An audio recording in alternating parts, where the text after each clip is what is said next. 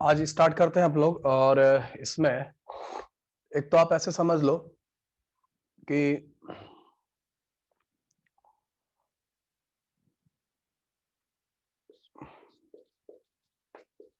Temperature dependence of rate of reaction है ना, temperature dependence of rate of reaction. एक बात ध्यान दीजिएगा कि अगर एक्टिवेशन एनर्जी की वैल्यू पॉजिटिव है ना, एक्टिवेशन एनर्जी की वैल्यू कैसी है, पॉजिटिव है। और अगर ये पॉजिटिव है तो टेम्परेचर बढ़ाने पर, ठीक है, टेम्परेचर जब आप इंक्रीज करोगे, टेम्परेचर जब आप इंक्रीज करोगे,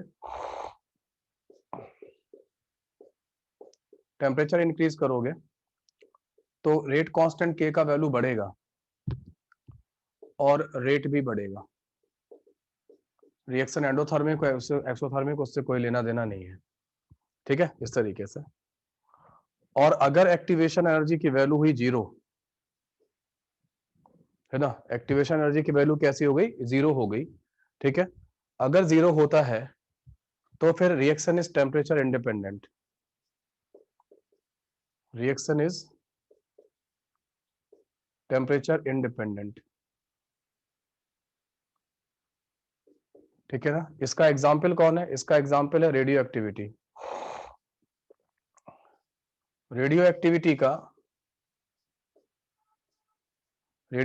का जो एक्टिवेशन एनर्जी होता है वो क्या होता है, वो 0 होता है। रेडियो एक्टिविटी का एक्टिवेशन एनर्जी क्या होता है, वो 0 होता है। और इसीलिए उस पर इन्वायरमेंट कंडीशंस का कोई फर्क नहीं पड़ता है ना। टेम्परेचर और प्रेशर से कैसा होता है, वो इंडिपेंडेंट हो जाता है रेडियो एक्टिविटी प्रोसेस, ठीक है। तो ये रहेगा, है ना, ओके। जस्ट अभी स्टार्ट किया है ना, अभी स्टार्ट ही हुआ।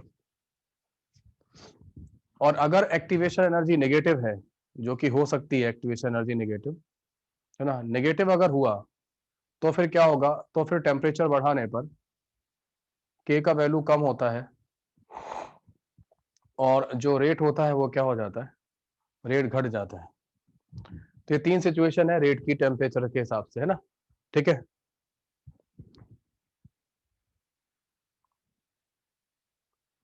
हाँ बिल्कुल, एक्टिवेशन एनर्जी जो होगा वो क्या है, टेम्परेचर, वो खुद टेम्परेचर इंडिपेंडेंट है ना। एक्टिवेशन एनर्जी खुद तो टेम्परेचर इंडिपेंडेंट है, बट एक्टिवेशन एनर्जी के थ्रू आप रिएक्शन का टेम्परेचर डिपेंडेंस देख सकते हैं, है ना, रिएक्शन का टेम्परेचर डिपेंडेंस देख सकते हैं। Negative activation energy, negative value हो सकती है एक्टिवेशन एनर्जी की, नेगेटिव वैल्यू एक्टिवेशन एनर्जी की हो सकती है।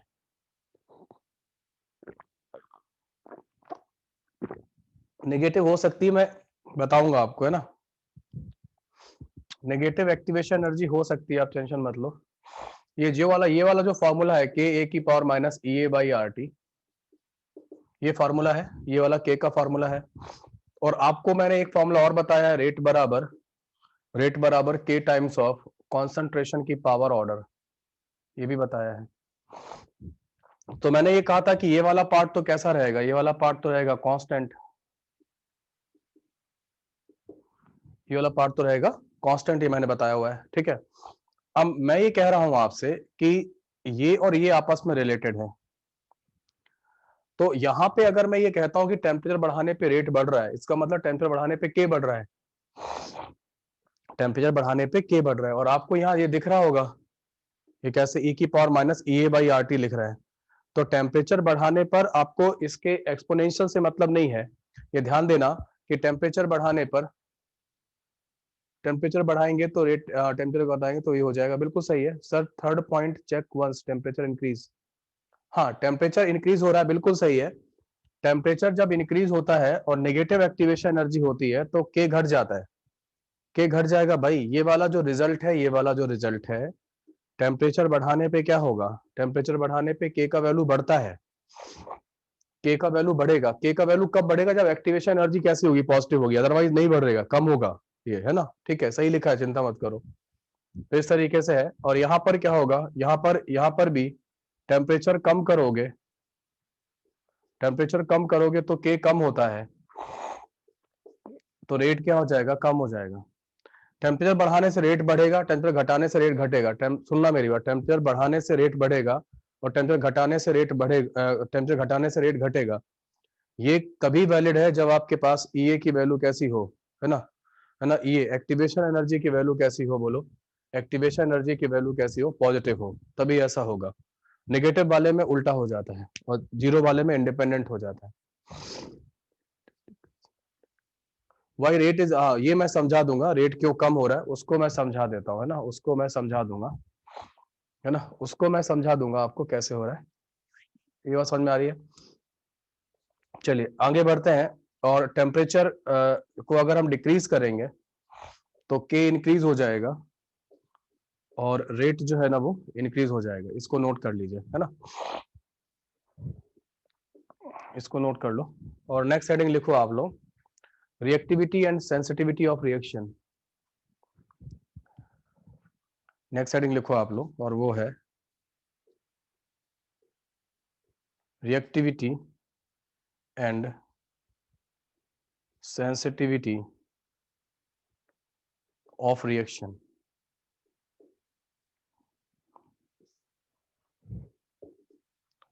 सो रिएक्टिविटी और सेंसिटिविटी ऑफ रिएक्शन की बात कर लेते हैं। तो रिएक्टिविटी और सेंसिटिविटी का क्या मतलब है उसको आप देख लो। तो रिएक्टिविटी और सेंसिटिविटी ऑफ द रिएक्शन में क्या रहता है वो आप समझ लीजिए, है ना।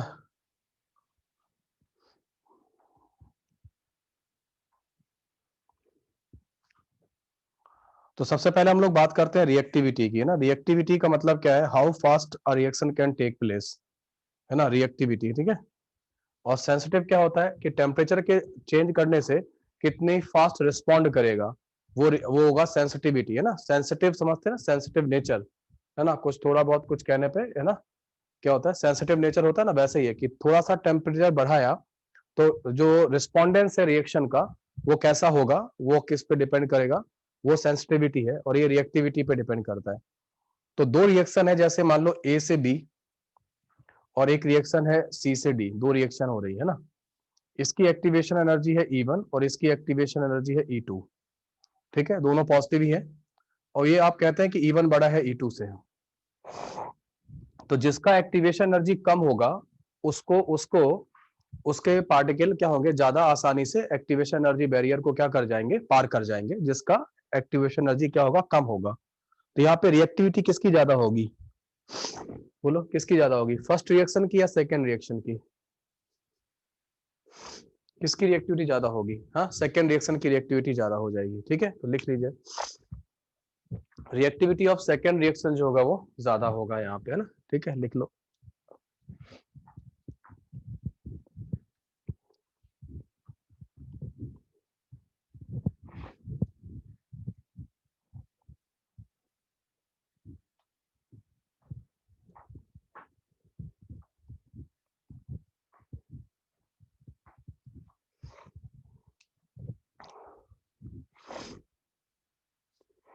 सो अगर रिएक्टिविटी की बात करें तो रिएक्टिविटी में reaction having less activation energy is more reactive, ऐसे लिख लो। और रिएक्शन हैविंग, स्टार मार्क कर लो, और reaction having less activation energy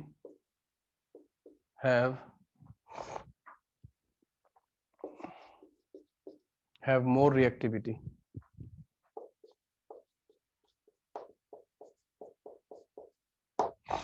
ये हो गया, ठीक है। अब हम लोग बात करते हैं सेंसिटिविटी की, है ना।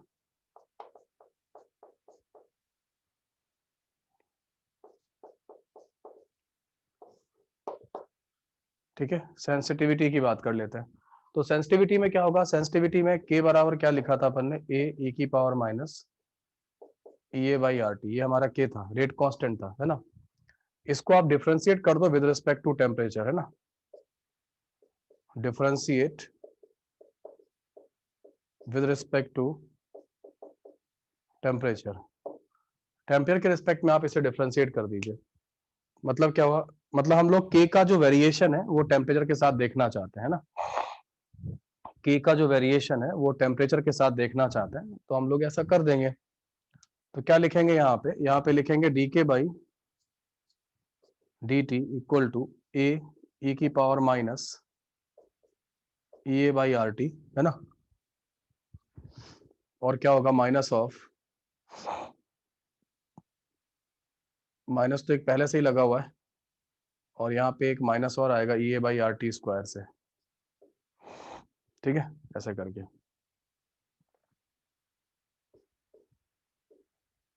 एक माइनस है, वन अपॉन RT का जो होगा वो minus one upon RT square होगा, तो इस तरीके से बन जाएगा, है ना। तो फाइनली ये क्या बन जाएगा, फाइनली ये बन जाएगा a की पावर EA बाई RT, और यहाँ बन जाएगा EA अपॉन RT स्क्वायर, ठीक है। ये वाला जो टर्म है, ये वाला टर्म जो है, ये वापस यही बन गया है, k बन गया है, ठीक है। तो dk बाई dt जो होगा वो हो जाएगा k times of EA upon RT square. तो आप इसको वन अपॉन k कर लीजिएगा, dk by dt EA upon RT square हो जाएगा, ठीक है, ओके। तो ये जो लिखा हुआ है इसको थोड़ा सा और चेंज कर सकते हैं, तो ये वाला काम हो गया। इसको थोड़ा सा हम लोग और चेंज कर सकते हैं, और वो क्या लिख सकते हैं, इसको लिख सकते हैं ऐसे, डेल्टा k बाई के लिख सकते हैं ना, इसको डेल्टा k बाई के, है ना, upon delta t is equal to क्या होगा, EA अपॉन RT स्क्वायर। ये जो लिखा हुआ है ना, ये क्या लिखा हुआ है, इसको क्या मतलब है, डेल्टा k बाई के का क्या मतलब है, RT क्यूब नहीं आएगा, RT स्क्वायर ही आएगा, है ना, RT क्यूब नहीं आएगा। वाई डिफ्रेंशिएटेड, हम लोग जो टेम्परेचर के रिस्पेक्ट में ही तो चेंज पढ़ रहे हैं आदित्य, है ना, टेम्परेचर के रिस्पेक्ट में ही तो चेंज पढ़ रहे हैं ना, तो है ना, इसीलिए हमने उसको डिफ्रेंशिएट कर दिया है, फ्रैक्शन चेंज हो जाएगा।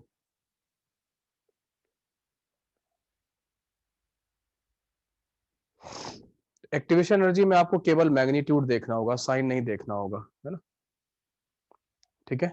तो ये जो हो गया, that become the fractional change in the value of K. ये जो लिखा हुआ है इसका मीनिंग है fractional change in the value of K, और डिवाइड बाय टेम्परेचर इसका मतलब with respect to temperature. Fractional change, ये अगर हम टोटल इसकी बात करें, है ना, ठीक है, ये जो लिखा हुआ है इस ऊपर जो मैंने सर्किल किया है वो है fractional change in the value of के, है ना, रेट कांस्टेंट, और डिवाइड बाय डेल्टा टी है, यानी कि with respect to temperature.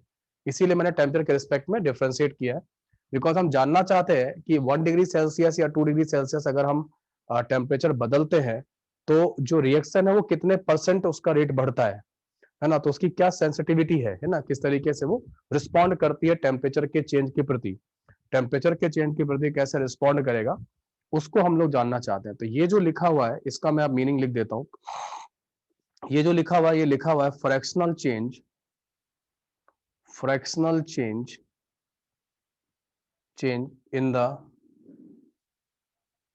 In the value of k, in the value of k with respect to temperature, with respect to temperature, ये लिखा हुआ है। तो fractional change in the value जो है ना वो क्या होगा, fractional change in the value of k with respect to temperature.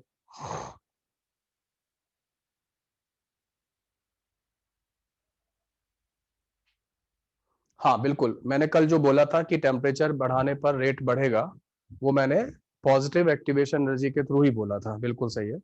In general तो हम पॉजिटिव ही बोलते हैं, there are very few cases, है ना। एक तो बहुत स्पेसिफिक केस कौन सा हो गया, रेडियो एक्टिविटी का, जहाँ पे रेडियो एक्टिविटी अपने आप होता है, उसमें कुछ आपको देना नहीं पड़ता, वो अपने आप ही क्या कहते हैं, डिजिंटीग्रेट करते हैं। तो रेडियो एक्टिविटी वो प्रोसेस हो गया है जहाँ पे एक्टिवेशन एनर्जी की वैल्यू कैसी आती है ना, जहाँ पे एक्टिवेशन एनर्जी की वैल्यू कैसी आती है, बोलो पॉजिटिव आती है ना, वो रेडियो एक्टिविटी का वो वाला केस हो गया, जहाँ पे सॉरी एक्टिवेशन एनर्जी कैसी आती है, जीरो आती है ना। और कुछ केसेस ऐसे हैं, अभी मैं आपको पढ़ाऊंगा नाइट्रिक ऑक्साइड का ऑक्सीडेशन वगैरह, एक दो केसेस ऐसे हैं। मैं एक आपको रियल केस पढ़ाऊंगा जहाँ पे मैं आपको दिखाऊंगा कि एक्टिवेशन एनर्जी नेगेटिव आ जाती है ना, मैं कराऊंगा वो वाला केस नेगेटिव। और जिनके पास वेबसाइट मेंबरशिप है तो वो लोग जाके अपना वेबसाइट पे पहले भी पढ़ सकते हैं। वहाँ पे मैंने एक स्पेशल लेक्चर बनाया है, उसके लिए स्पेशल लेक्चर है नेगेटिव एक्टिवेशन एनर्जी का, वहाँ पर मैंने डाला हुआ है, तो आप देख सकते हो कि मैं ऑलरेडी पढ़ा चुका हूँ, वहाँ पर भी है, आपके पास मिल जाएगा। ओके, तो यहाँ पर fractional change in the value of के की अगर बात करें तो fractional change in the value of के आपके सामने आ गया है, और एक कांस्टेंट टेम्परेचर पर, है ना, अगर आप देखो ध्यान से तो fractional change in the value of के अगर आप देखेंगे तो वो किसके प्रोपोर्शनल आ रहा है, देखा जाए तो ये जो निकल के आ रहा है ना, delta K by K upon delta T is directly proportional to activation energy आ रहा है।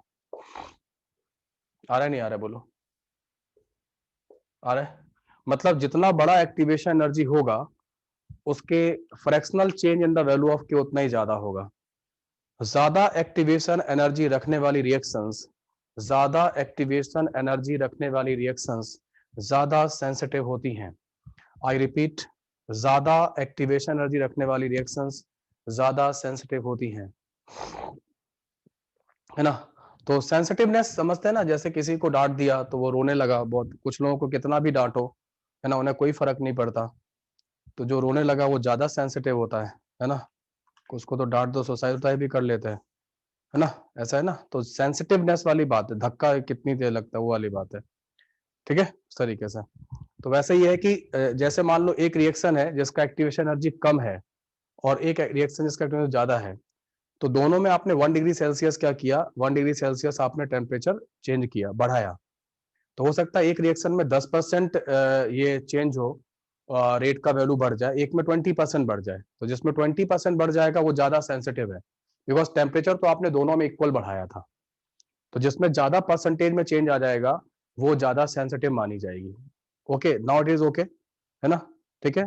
हाँ, more sensitive means it will change rapidly, yes बिल्कुल, इट विल ज्यादा तेजी से ज्यादा परसेंटेज में चेंज दिखाई देगा वाली बात है, ठीक है।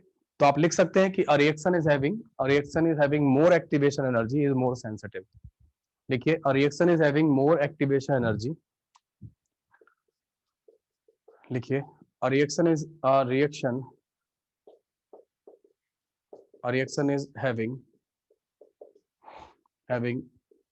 more activation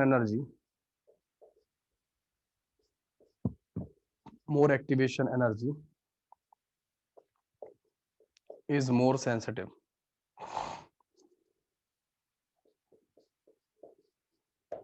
ये ज्यादा सेंसिटिव होती है, ठीक है।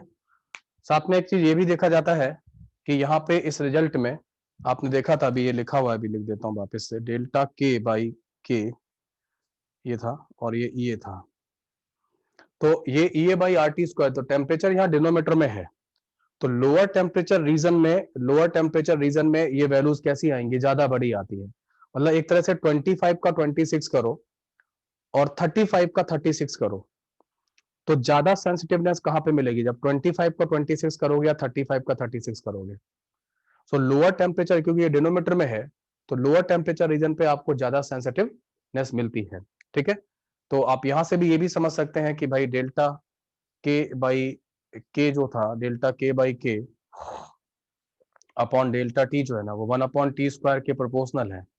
तो लोअर टेम्परेचर रीजन में रिएक्शन है मोर सेंसिटिविटी, है ना, लिख लीजिए in the lower temperature region, है ना, या at lower temperature reaction is having more sensitive, reaction is more sensitive at lower temperature,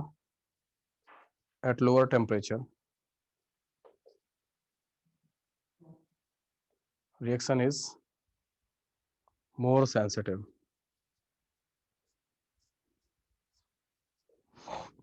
at lower temperature, reaction is more sensitive, है ना, lower temperature पे reaction क्या है, ज्यादा sensitive होगा। हाँ, more reactivity means less sensitive, बिल्कुल सही, क्योंकि जो रिएक्टिव ज्यादा होगा उसका एक्टिवेशन एनर्जी क्या होगा, जो रिएक्टिव ज्यादा होगा उसका एक्टिवेशन एनर्जी कम होगा, और एक्टिवेशन एनर्जी कम होगा तो सेंसिटिव कम होगा। तो जो मोर रिएक्टिव है वो लेस सेंसिटिव है, जो लेस रिएक्टिव है वो मोर सेंसिटिव है।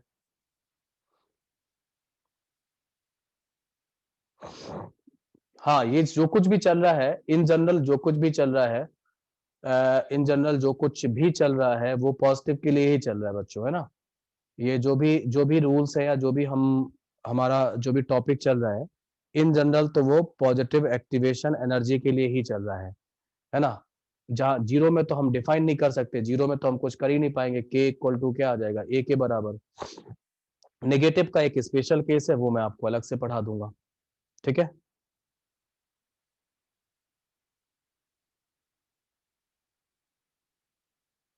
सेंसिटिवनेस जो है ना, sensitive means change in K, बिल्कुल सही। Sensitive means the percentage change in K with respect to the temperature.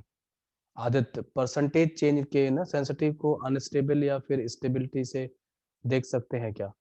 Unstable चीजें जो है ना वो ज्यादा ज्यादा भावेश, अनस्टेबल चीजों को आप ज्यादा सेंसिटिव मानेंगे, है ना। या या ये टेम्परेचर कौन सा इनिशियल इनिशियल रखा जाएगा।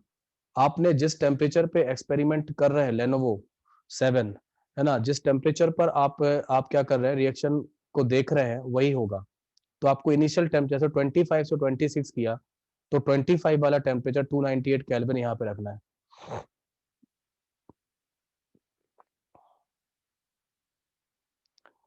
सेंसिटिव से क्या इंफॉर्मेशन मिलती है, मैं अभी आपको बताता हूँ। सेंसिटिव से क्या इंफॉर्मेशन मिलती है वो मैं आपको बताता हूँ, बिल्कुल बताऊंगा ना। क्या इन्फो क्यों पढ़ रहे हैं उसके बारे में बताते हैं, उस क्यों मैं इतना इतना आराम से इसका बैकग्राउंड बना रहा हूँ, देखो मैं बताता हूँ क्या हो रहा है ना। ठीक है, चलो अब आगे बढ़ते हैं इसमें। और एक तो हमको कभी कभी एक्टिवेशन एनर्जी कैसे कैलकुलेशन कैसे करनी होती है, तो calculation of activation energy, activation energy की कैलकुलेशन कैसे होती है, होगी, उस पर काम कर लेते हैं। तो अपने को पता है कि के बराबर क्या होता है, ई की power minus E A by R T, है ना। कोई भी चीज ऐसे नहीं कराई जा रही, सबका एक मकसद है, आगे जाके सब सारा जो सीक्वेंस है वो ओपन होगा, है ना। ठीक है, वो सब बताया जा रहा है इसीलिए। The topic is very much important, ध्यान रखिएगा। L N K equal to क्या होगा, L N A minus E A by R T, ये होगा। ठीक है, इस तरीके से आप अगर तो इसको आप इक्वेशन नंबर 1 डाल दीजिए। हम एक काम करते हैं, हम कहते हैं कि टेम्परेचर T1 पर रेट कांस्टेंट है K1, सुन लिया आपने। जब हमारा टेम्परेचर K1 था तो रेट कांस्टेंट था K1 के बराबर। जब हमारा टेम्परेचर जो होगा वो, जब हमारा टेम्परेचर T2 पहुंचेगा तो रेट कांस्टेंट हमारा K2 हो जाएगा। चलेगा आपको, है ना। अब आप यहाँ पे T1 पुट करेंगे तो यहाँ K1 हो जाएगा, यहाँ T2 पुट करेंगे तो यहाँ K2 हो जाएगा। एक्टिवेशन एनर्जी और ए जो है ना वो मैंने टेम्परेचर इंडिपेंडेंट बोला हुआ है शुरुआत में, ठीक है, इस तरीके से। हाँ, मैं बोल चुका हूँ सारी बातें पहले, है ना। तो ये हो जाएगा L N K one equal to होगा L N A minus E A upon R T one.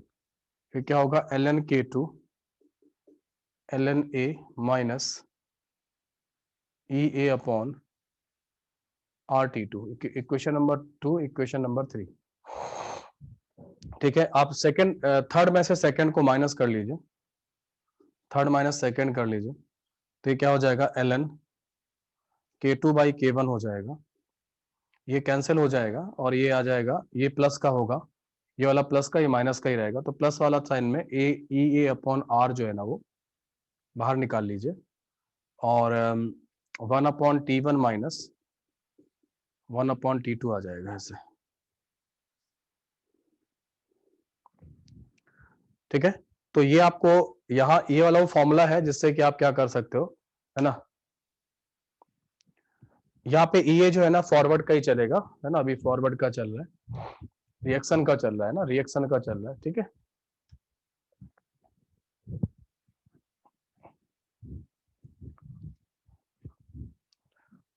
Okay. Now अगर आप इसको लॉग में कन्वर्ट करना चाहते हैं तो 2.303 log of K2 by K1 हो जाएगा, that become E A upon R 1/T1 minus 1/T2 हो जाएगा। ठीक है, सो इसको चाहो तो वहां डिवाइड कर दो, तो आपका लॉग हो जाएगा K2 बाई K1 ये वो इक्वेशन होती है जिससे सभी लोग काम करते हैं 2.33 आर एक्टिवेशन एनर्जी का कैलकुलेशन करने के लिए।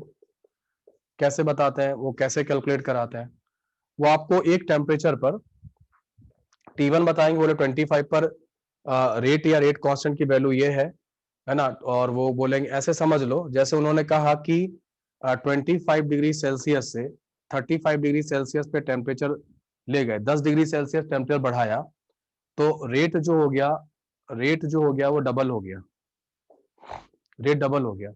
तो रेट डबल होने का मतलब यही हो गया कि आर एट 35 डिग्री सेल्सियस और आर एट 25 डिग्री सेल्सियस किसका बराबर, 2 के बराबर होगा। और आपको मैंने बताया है कि दो अलग अलग टेम्परेचर पर जो रेट का रेशियो होता है वो रेट कांस्टेंट का रेशियो होता है। तो इस तरीके से आपको क्या होगा, के 35 डिग्री सेल्सियस और के 25 डिग्री सेल्सियस पे क्या मिल जाएगा, वैल्यू मिल जाएगी। तो K2/K1 आपको मिल जाएगा।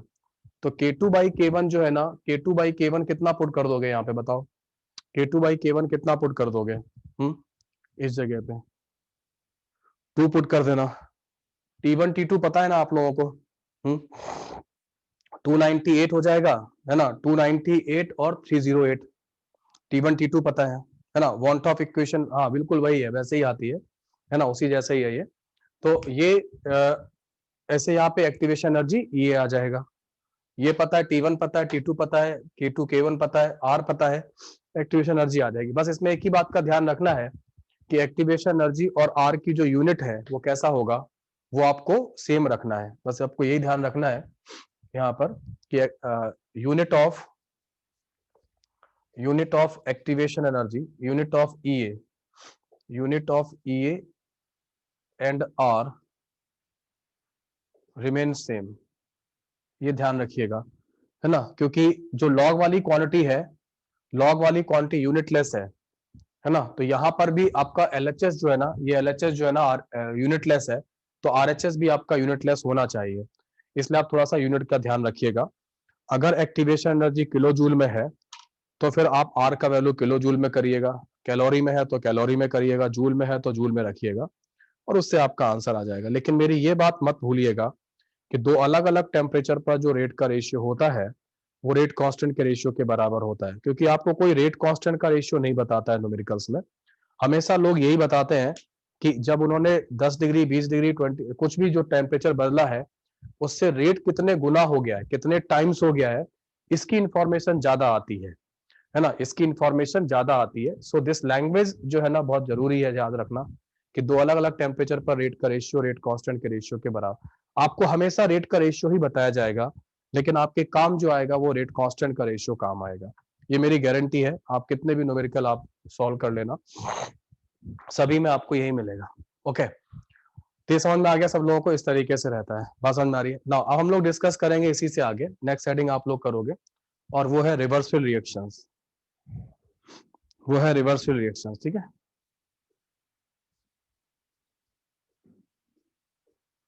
Reversible reactions. So now we're dealing something about chemical equilibrium. We'll deal about that. Reversible reactions है ना, reversible reactions की बात कर लेते हैं, ठीक है।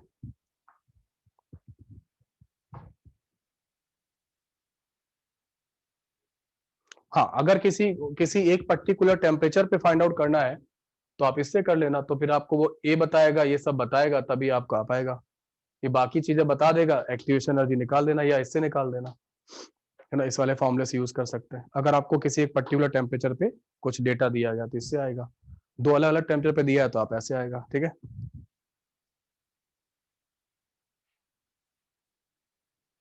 K2/K1 जो होगा वो 2 हो जाएगा।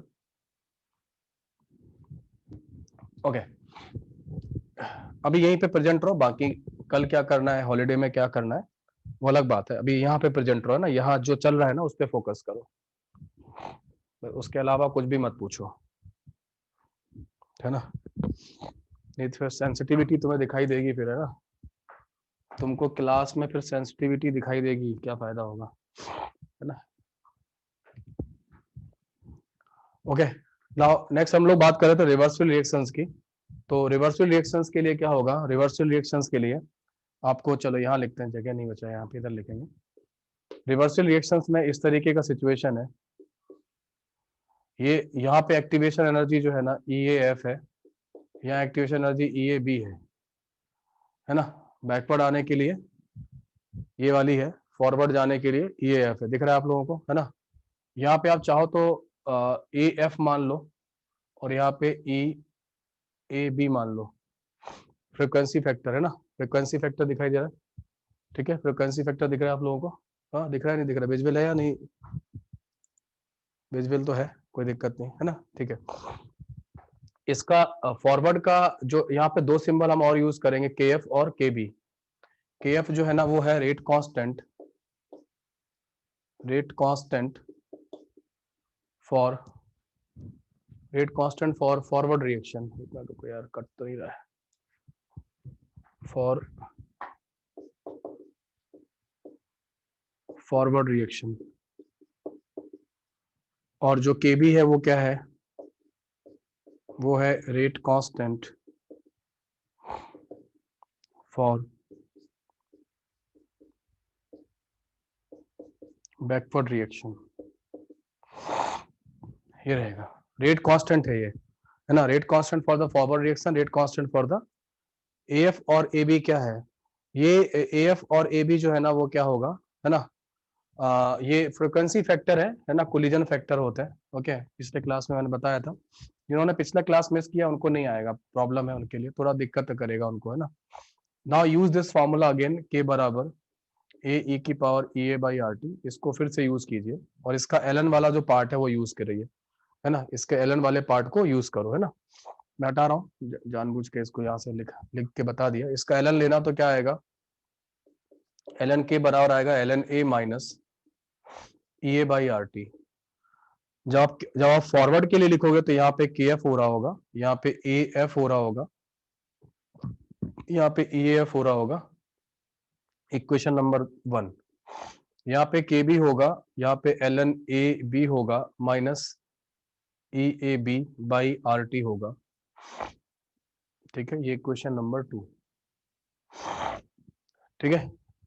ओके, अब इसमें क्या करना है,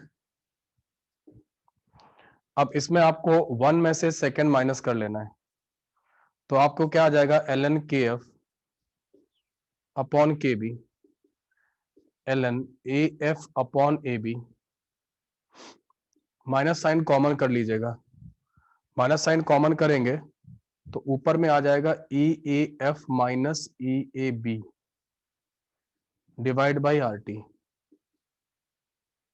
ये आ जाएगा। देखो इसमें कोई प्रॉब्लम है किसी को, ये इक्वेशन नंबर 3। इक्वेशन नंबर 3 में किसी को कुछ दिक्कत हो तो वो बोलो, नहीं तो मैं आगे बढ़ूंगा। इक्वेशन नंबर 3,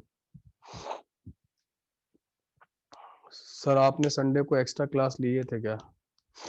हाँ जी सर जी, लिए थे, 2 घंटे की लिए थे।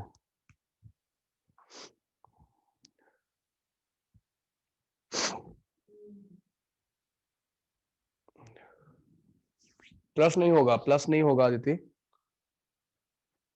प्लस नहीं होगा, माइनस, जब आप ये माइनस कॉमन लोगे ना तो ये वाला प्लस हो जाएगा, क्योंकि माइनस किया तो ये प्लस हो गया, तब वापस माइनस आ जाएगा, वापस माइनस आ जाएगा, ठीक है, माइनस ही होगा,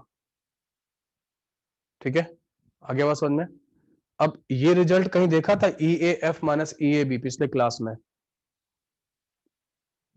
EAF माइनस EAB देखा था, क्या था, कहीं देखा था, डेल्टा H था, वेरी गुड, डेल्टा H था, है ना। तो ये तो यहाँ डेल्टा H लिख दो रिएक्शन का, यहाँ रिएक्शन का डेल्टा, और KF अपॉन KB क्या होता है, KF अपॉन KB क्या होता है,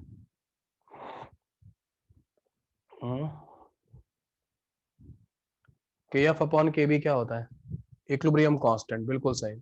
तो हमने इक्विलिब्रियम कांस्टेंट जो डिफाइन किया है वो KF अपॉन KB डिफाइन किया है, ठीक है। तो हमारा एक इक्विलिब्रियम कांस्टेंट वाला रिजल्ट भी बन जाएगा। इसको हम लोग क्या कर सकते हैं, इसको हमने AF अपॉन AB को A रिएक्शन कर दिया, ठीक है, थोड़ी देर के लिए, बार बार लिखने में फायदा नहीं है। AF अपॉन AB को A रिएक्शन लिख दो यहाँ पे, है ना, रेशियो को, तो ln A रिएक्शन हो जाएगा और यहाँ पे डेल्टा H ऑफ रिएक्शन हो जाएगा, डिवाइड बाई क्या आएगा, RT आ जाएगा। यहाँ से आप वॉन ऑफ इक्वेशन फिर से बना सकते हो, यहाँ से आप वॉन ऑफ इक्वेशन जो है ना वो बना सकते हो, यहाँ से बन जाएगी आपके वॉन ऑफ इक्वेशन। आ रहा है बात समझ में, है ना। इस तरीके से वन टॉप इक्वेशन जो है ना आप बना सकते हो। मतलब यहाँ पे भी क्या किया जा सकता है, ln के इक्विलिब्रियम कौन सा, बाद वाला, डिवाइडेड बाई के इक्विलिब्रियम कौन सा, पहले वाला, और क्या आ जाएगा, delta H of reaction upon R 1/T1 minus 1/T2। यही पढ़ा था आप लोगों ने वन टॉप इक्वेशन, ये वाला पढ़ा था आपने, पढ़ रखा था, है ना। ठीक है, रिकॉर्डिंग ऑलरेडी अपलोड हो चुकी है कल के लेक्चर की, चिंता नहीं करो, देख लो जाके। रिकॉर्डिंग भी कल ही अपलोड हो गई थी, है ना। आ रहा है बस समझ में, है ना, इस तरीके से। चलो अब आप एक बात बताओ मुझे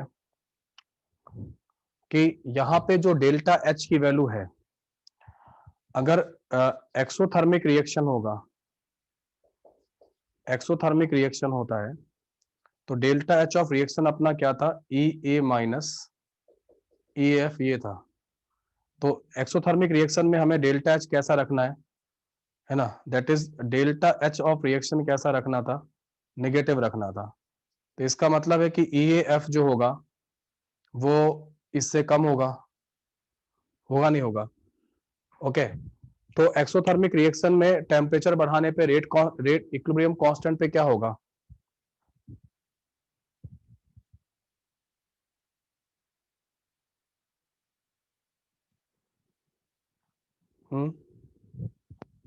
एक्सोथर्मिक रिएक्शन जो था, एक्सोथर्मिक रिएक्शन का, एक्सोथर्मिक रिएक्शन में यहाँ पे क्या था, यहाँ पे टेम्परेचर बढ़ाने पे क्या हुआ करता था, यहाँ पे टेम्परेचर बढ़ाने पे इक्विलिब्रियम कांस्टेंट कम होता था, सुना आपने।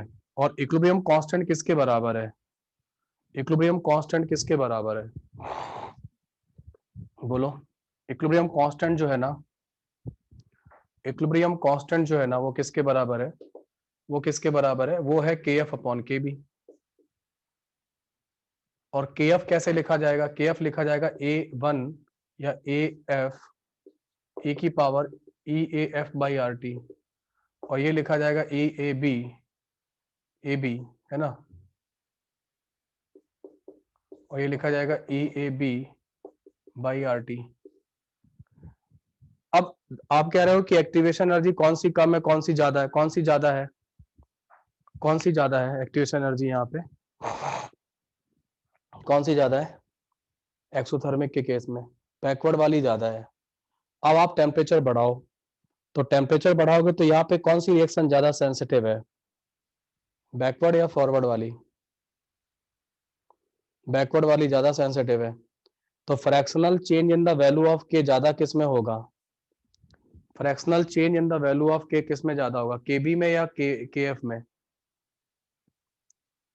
और बढ़ेगा या नहीं बढ़ेगा, टेम्परेचर बढ़ाने पे बढ़ेगा ना, टेम्परेचर बढ़ाने पे के एफ भी बढ़ेगा, टेम्परेचर बढ़ाने पे के बी भी बढ़ेगा, बट ज्यादा कौन सा बढ़ेगा, ज्यादा कौन सा बढ़ेगा, के बी बढ़ेगा। तो ये वैल्यू क्या हो जाएगी, ये वैल्यू क्या हो जाएगी, हाँ कम हो जाएगी। तो यही तो आप बता रहे थे ना कि टेम्परेचर बढ़ाने पे के इक्विलिब्रियम कांस्टेंट कम हो जाएगा। आ गया फील, आ गया ना, सेंसिटिवनेस क्यों पढ़ा रहा था, सेंसिटिवनेस क्यों पढ़ा रहा था, समझ में आ गया ना। हाँ, वो जैसे इक्विलिब्रियम में पढ़ाते वो ऐसा नहीं पढ़ा रहे, समझ में आ गया, हाँ आ गया ना समझ में। हाँ, टेम्परेचर बढ़ाने पे इक्विलिब्रियम कांस्टेंट घट रहा है, ये आपको पता है क्योंकि रिएक्शन बैकवर्ड आ जाती है। तो टेम्परेचर बढ़ाने पे इक्विलिब्रियम कांस्टेंट कम हो रहा है, और इक्विलिब्रियम कांस्टेंट किसके बराबर होता है, इक्विलिब्रियम कांस्टेंट के एफ अपॉन के बी के बराबर होता है, ठीक है, के एफ अपॉन के बी के बराबर होता है। अब आपको पता है कि बैकवर्ड की एक्टिवेशन एनर्जी ज्यादा है, तो टेम्परेचर बढ़ाने पर के एफ भी बढ़ेगा, के बी भी बढ़ेगा, लेकिन के बी ज्यादा बढ़ेगा, के बी ज्यादा बढ़ेगा तो इक्विलिब्रियम कांस्टेंट कम हो जाएगा। यस, हाँ इंक्रीज दोनों होंगे, भाई वही मैं कह रहा था, इंक्रीज तो दोनों ही होंगे, है ना, दोनों का रेट बढ़े, दोनों। ये जो था ना अल्टीमेटली देखो, आर एफ लिखोगे तो क्या होगा, के एफ कॉन्सेंट्रेशन की पावर ऑर्डर, यही लिखोगे। आरबी लिखोगे तो क्या लिखोगे, के बी कॉन्सेंट्रेशन की पावर ऑर्डर, यही लिखोगे। तो रेट ऑफ फॉरवर्ड भी बढ़ रहा है, रेट ऑफ बैकवर्ड भी बढ़ रहा है, दोनों ही बढ़ेंगे, क्योंकि के एफ और के बी दोनों बढ़ेंगे। लेकिन जो के बी है वो बढ़ने से, ज्यादा बढ़ने से आरबी ज्यादा बढ़ेगा, तो आरबी ज्यादा बढ़ेगा तो क्या होगा, जो आपका रेट होता है वो क्या होगा, है ना। आर एफ, जब आरबी ज्यादा बढ़ेगा आर एफ के कंपेरिजन में, तो नेट में रिएक्शन कहाँ ज्यादा आएगी, नेट में रिएक्शन कहाँ आएगी, बैकवर्ड आएगी नहीं आएगी बोलो, जब आरबी को ज्यादा बढ़ा दोगे तो बैकवर्ड रिएक्शन ज्यादा आएगी एज कम्पेयर टू फॉरवर्ड। तो हम बोलते हैं नेट में बैकवर्ड शिफ्ट हो गई है। नेट में बैकवर्ड शिफ्ट होने का मतलब ये नहीं कि रेट घट गया है, नेट में बैकवर्ड शिफ्ट होने का मतलब ये नहीं है कि रेट घट गया है ना, दोनों ही बढ़ रहे हैं, बस एक ज्यादा बढ़ गया तो पीछे आ गया, वाली बात है। ठीक है, just type SCR super clear, है ना, अगर ये क्लियर हो गया, आपका एक्सोथर्मिक का डाउट था, आपका एक्टिवेशन एनर्जी वाला डाउट था, ये सारा डाउट आपके क्लियर है। अब इसके बावजूद अगर किसी को डाउट है तो हैंड रेज कर ले, मैं उसे समझा सकता हूँ, है ना, हैंड रेज कर दो, कोई दिक्कत नहीं है। ठीक है, यस ओम, क्या हुआ बोलो। सौरभ सर वो टेम्परेचर के, हाँ बोलो। सर वो टेम्परेचर के सेंसिटिव वाले केस थोड़ा सा एक बार देखना था कि सर यहाँ पे मतलब ये भी ज्यादा है ये ऐप से, हाँ, तो सर इसका मतलब वो बैकवर्ड रिएक्शन ज्यादा होगा। बैकवर्ड रिएक्शन, बैकवर्ड रिएक्शन मतलब वो ज्यादा रिएक्टिव होगा, सेंसिटिव ज्यादा होगा। सर अभी अभी तो हम लोग पीछे पड़े थे ना कि हाँ जिसका ये ज्यादा होता है वो ज्यादा रिएक्टिविटी होता है, मतलब उसका ये ज्यादा होता है तो लेस रिएक्टिव होता है बेटा, एक्टिवेशन एनर्जी ज्यादा होगा तो less reactive more sensitive, sir आ गया सॉरी। है ना। ठीक है, आगे समझ में। टेम्परेचर बढ़ाने पर तो सेंसिटिवनेस कम होती है ना। टेम्परेचर बढ़ाने पे सेंसिटिवनेस ज्यादा होगी उसकी जिसकी एक्टिवेशन एनर्जी ज्यादा है। तो इनवर्सली प्रोपोर्शनल होता है डेल के by K upon del T. वो तो चेंज इन टेम्परेचर था, dt बाई dt, उससे उससे क्यों जा रहे हो, उधर से जाओ ना, एक्टिवेशन एनर्जी डायरेक्टली प्रोपोर्शनल है। अच्छा ठीक है। जो LHS है ना वो तो आपको बता रहा है कि चेंज क्या, उससे क्यों प्रेडिक्ट कर रहे हो, है ना। dy ओवर dx लिखोगे तो dx को डिनोमीटर में लोगे क्या, वो तो ये बता रहा है कि y का चेंज x के रिस्पेक्ट में, ठीक। उसके बाद आप RHS से प्रेडिक्ट करो, है ना। ठीक है, आगे समझ में। तो ये मैं समझा रहा था इसके बारे में, तो ये कंप्लीट हो गया आपका। अब इसमें क्या बच गया, सेंसिटिवनेस बच गई, ये सारा चीजें हो चुकी है, तो ये भी हो गया है। हाँ चलो अब इसको बाद में करेंगे आगे चल के, है ना। हाँ, यूज ऑफ कैटलिस्ट कर लो, चलो यूज ऑफ कैटलिस्ट रह गया, वो भी कर लो इसमें। यूज ऑफ कैटलिस्ट, ये नोट हो गया होगा आप लोगों का ना, लिखो हेडिंग।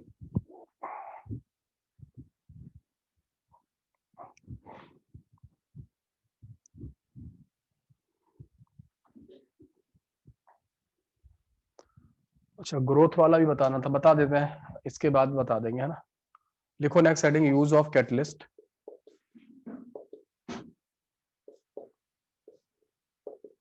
यूज ऑफ कैटलिस्ट, है ना। कैटलिस्ट में बेसिकली कैटलिस्ट क्या करते हैं, ये है कितने तरीके के होते हैं, एक तो होता है पॉजिटिव कैटलिस्ट और दूसरा होता है नेगेटिव कैटलिस्ट।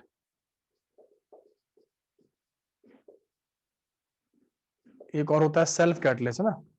तो सेल्फ कैटलिस्ट तो अलग है, या सेल्फ या ऑटो कैटलिस्ट भी कहलाता है ना। ये इसमें क्या होता है, रिएक्शन के दौरान ही कुछ ना कुछ सब्सटेंस बन जाता है जो कि रिएक्शन को क्या करता है, कैटलाइज करता है। तो मेरे को यहाँ पे ज्यादा जरूरी है वो है पॉजिटिव कैटलिस्ट और नेगेटिव कैटलिस्ट। पॉजिटिव कैटलिस्ट को मिलाने से क्या होता है, ये रेट ऑफ रिएक्शन को क्या करते हैं, ये रेट ऑफ रिएक्शन को इंक्रीज करते हैं, ठीक है। और ये क्या करते हैं, ये रेट ऑफ रिएक्शन को डिक्रीज करते हैं, है ना।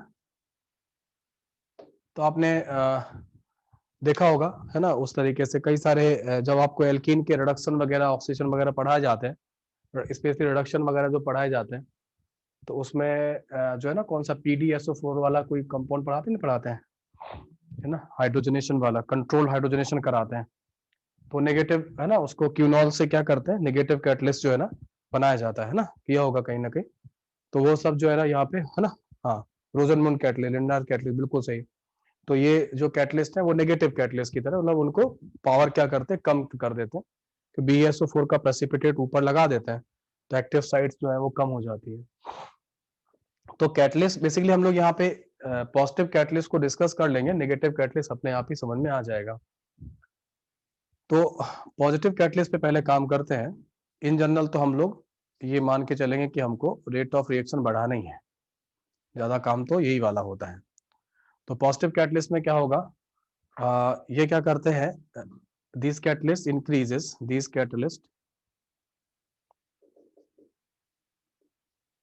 increases rate of reaction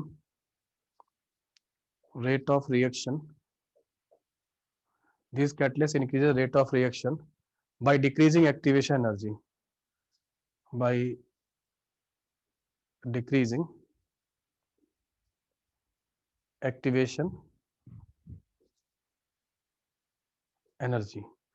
तो ये क्या करते हैं, एक्टिवेशन एनर्जी बैरियर को जो है ना वो है ना, ये एक्टिवेशन एनर्जी बैरियर को जो है ना वो क्या करते हैं, वो कम कर देते हैं ना, एक्टिवेशन एनर्जी बैरियर को डिक्रीज करा देते हैं। तो ज्यादा से ज्यादा पार्टिकल्स जो है ना वो क्या करने लगते हैं, वो इसको पार करना चालू कर देते हैं। एक्टिवेशन एनर्जी बैरियर को जब कम कर देंगे तो ज्यादा से ज्यादा पार्टिकल क्या करते हैं, वो पार करेंगे, ज्यादा पार करेंगे तो ज्यादा रिएक्टिविटी हो जाएगी। अभी आपने देखा था कि एक्टिवेशन एनर्जी कम होने से रिएक्टिविटी क्या हो जाती है, वो बढ़ जाती है ना। तो इनका काम यही होता है कि ये एक्टिवेशन एनर्जी बैरियर को कम कर देते हैं, है ना, इस तरीके से। तो यहाँ पे क्या होगा, यहाँ पे जैसे मान लो आपने इस तरीके की सिचुएशन है, ये है, तो ये रिएक्टेंट है, ये प्रोडक्ट है, ओके, और ये आपका एक्टिवेशन एनर्जी बैरियर है ना। ये विदाउट कैटलिस्ट रिएक्शन हो रही थी, ये आपका यहाँ से लेकर यहाँ तक, समझना ध्यान से, काफी चीजें आएंगी यहाँ पे। EAF हो जाएगा,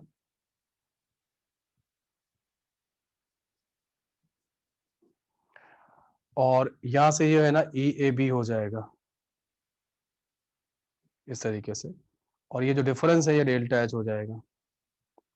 तो ये मैं पिछले क्लास में बता चुका हूँ आपको, है ना, ये मैं बता चुका हूँ।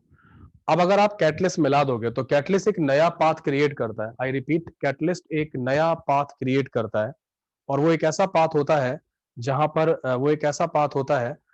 पर एक्टिवेशन एनर्जी क्या होती है, कम होती है। तो कैटलिस्ट मिलाने पर क्या होगा, एक नया पाथ क्रिएट होगा, और एक नए पाथ में एक्टिवेशन एनर्जी बैरियर कम हो जाएगा, है ना। ये एक्टिवेशन एनर्जी बैरियर जो है ना, मैं इसको अलग बना रहा हूँ, इधर की तरफ बना रहा हूँ, ऐसे करके दिखा रहा हूँ, यहाँ दिखा रहा हूँ अलग से, और इस लेवल से दिखा रहा हूँ। ये आपका EA डैश हो गया है ना, यहाँ थोड़ा जगह कम है। तो ये रिएक्टेंट के एनर्जी लेवल से, रिएक्टेंट का जो ER था, एवरेज एनर्जी लेवल जो रिएक्टेंट का था, उससे आपका जो नया ट्रांजिशन स्टेट है यहाँ पे, ये वाला, वो EA डैश है, और जो पहले वाला था वो ये वाला है। लेकिन ध्यान देना कि जो प्रोडक्ट का जो एवरेज एनर्जी लेवल है वो अभी भी वही है, और डेल्टा H की वैल्यू अभी भी उतनी ही आएगी।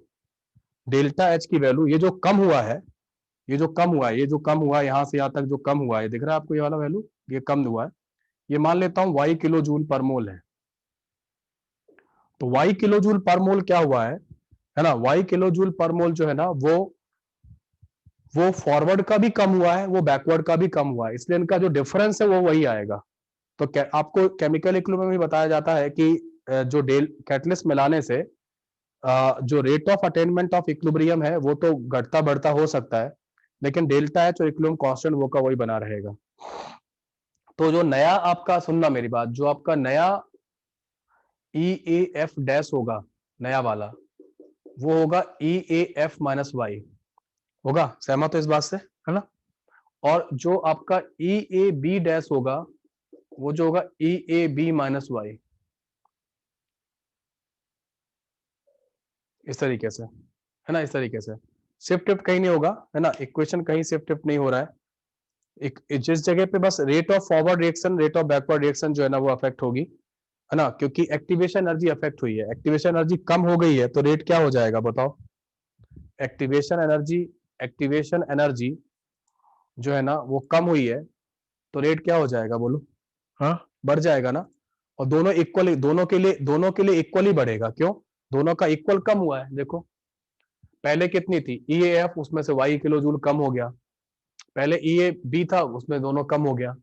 अब जो नया डेल्टा H लिखोगे, पहले वाला डेल्टा H आपका क्या था, पहला वाला जो यहाँ डेल्टा H आप लिखते, पहले डेल्टा H लिखते, तब आप क्या लिखते, EAF माइनस EAB, यही लिखते, यही आता। अभी यहाँ पे कैटलिस्ट मिलाने के बाद जब आप डेल्टा H लिखोगे तो क्या लिखोगे, EAF dash minus EAB dash, ये लिखोगे, है ना, ये लिखोगे, बात समझ में आ रही है। अब इसमें क्या होगा, E A F minus Y, E A B minus Y, ऐसे लिखोगे, ठीक। तो ये क्या हो जाएगा, ये हो जाएगा E A F minus Y minus of E A B plus Y, Y से वाई कैंसिल हो गया, तो अभी भी क्या आएगा, वही आ जाएगा जो पहले आया था। तो अपनी कॉपी में लिख लो कि value of delta H remain same, है ना, तो that is value of delta H reaction remain same, ये सेम ही बना रहेगा, ठीक है, ये सेम बना रहेगा। तो डेल्टा एच में कोई इफेक्ट नहीं आता है, डेल्टा, है ना, डेल्टा एच में कोई इफेक्ट नहीं आता कैटलिस्ट मिलाने पर। कैटलिस्ट मिलाने पर केवल और केवल क्या होता है, फॉरवर्ड रिएक्शन और बैकवर्ड रिएक्शन दोनों ही बढ़ती हैं, क्योंकि दोनों ही और दोनों बराबर बढ़ती हैं। ऐसा भी नहीं होता है कि फॉरवर्ड रिएक्शन रेट दुगना हो जाएगा तो बैकवर्ड रिएक्शन रेट 1.5 टाइम्स होगा, ऐसा नहीं होगा। अगर फॉरवर्ड रिएक्शन रेट जो है ना वो कितना हुआ, वो अगर दुगना हुआ है तो बैकवर्ड रिएक्शन रेट भी कितना होता है, दुगना ही होता है, इक्वली अफेक्ट करता है। कैटलिस्ट जो है ना rate of forward reaction rate of backward reaction को इक्वली अफेक्ट करता है। ये तो हो गया थ्योरेटिकल सेंस की बात। न्यूमेरिकल वगैरह में आप काम कैसे कर सकते हो वो देख लो, आप कैसे करोगे, है ना। तो ये जो डैश सिंबल लिए हैं वो मैंने इन द प्रेजेंस ऑफ लिए हैं, और ये वाले पहले वाले एब्सेंस में लिए हैं। तो आपको कुछ नहीं करना है, सिंपली के लिखना है ना। आप फिर से समझ जाना, एक बात फिर समझ लीजिएगा कि अगेन आप देखना कि रेट बराबर क्या था, के टाइम्स ऑफ कॉन्सेंट्रेशन की पावर ऑर्डर।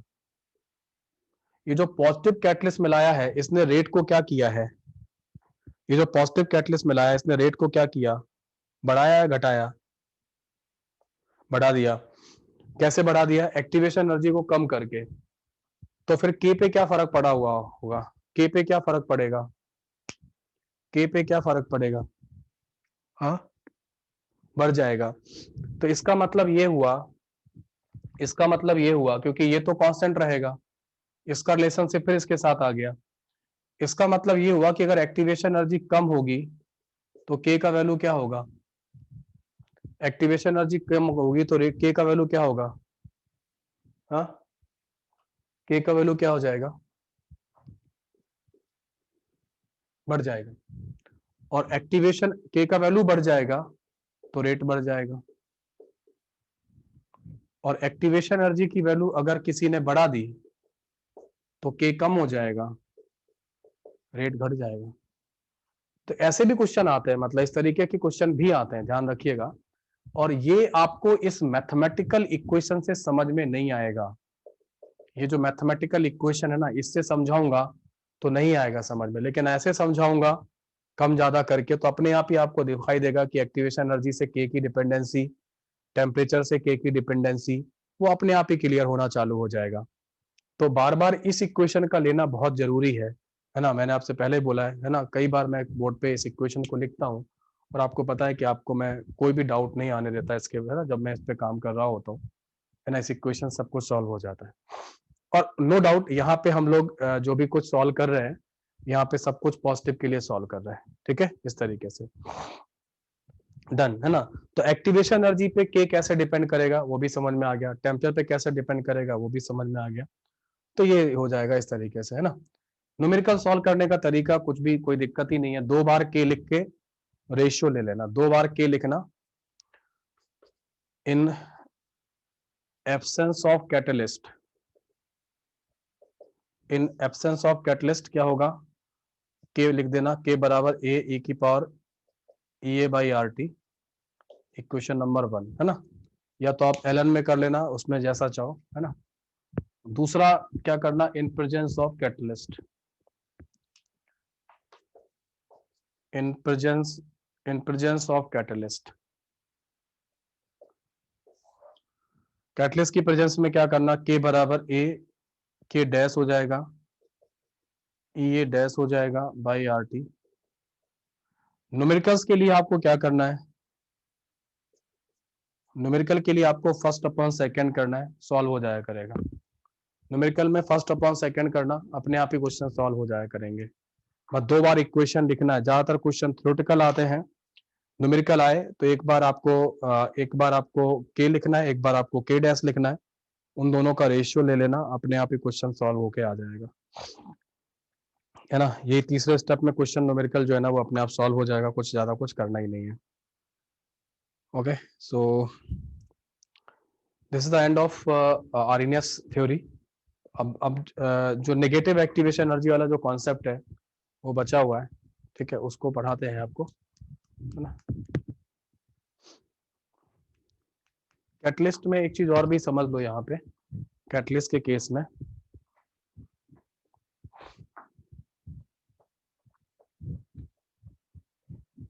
एक मैं आपको डेटा दिखाता हूं, पहले तो वो देख लो, उसके बाद आप जो है ना करेंगे।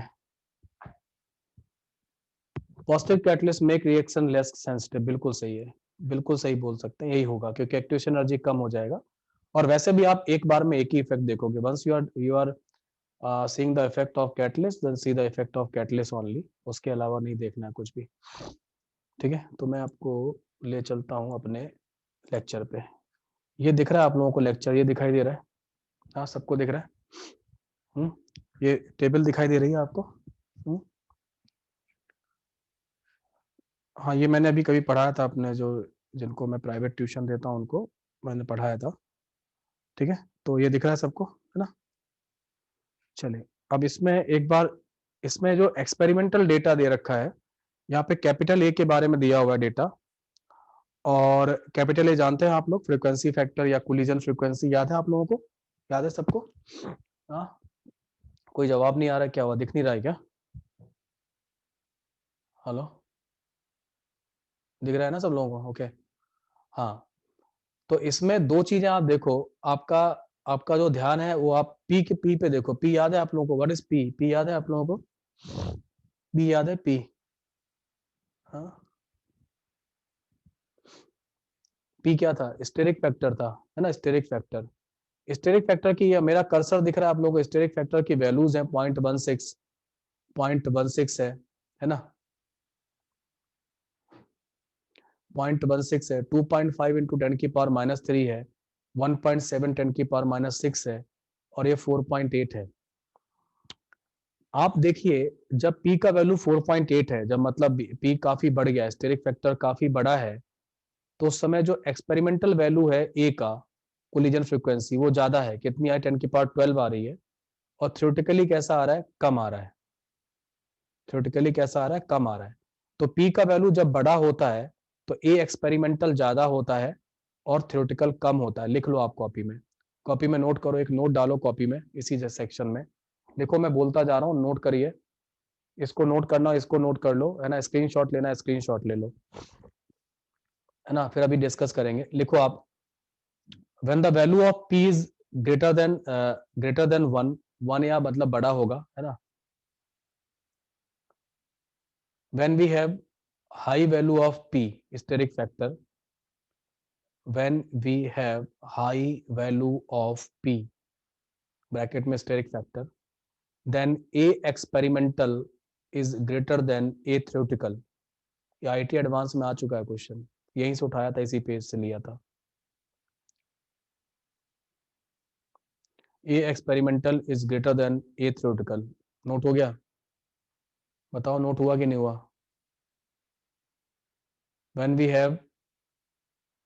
we have greater value of p, then a experimental is greater than a theoretical। अब ये वैल्यूज देखो, 0.16, 2.5 इंटू 10⁻³ 1.106। तो जब p का वैल्यू काफी कम होता है तो कौन ज्यादा होता है? बताओ, देखो टेबल में क्या दिख रहा है, p का वैल्यू जब कम होता है तो क्या होता है ना। नहीं, ये एनसीईआरटी नहीं है, this is the book, is the book I have taken, Atkins किताब है सिर्फ, है ना, एटकिंस करके एक बुक है फिजिकल, काफी अच्छा किताब, फेमस किताब है, एनसीईआरटी नहीं है ये। सो हाँ, लिखिए, when we have less value of, लिखो,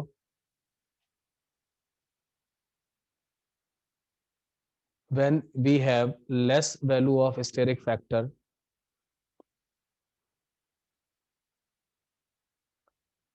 when we have less value of steric factor, then A experimental is less than A theoretical. A experimental is less than A theoretical.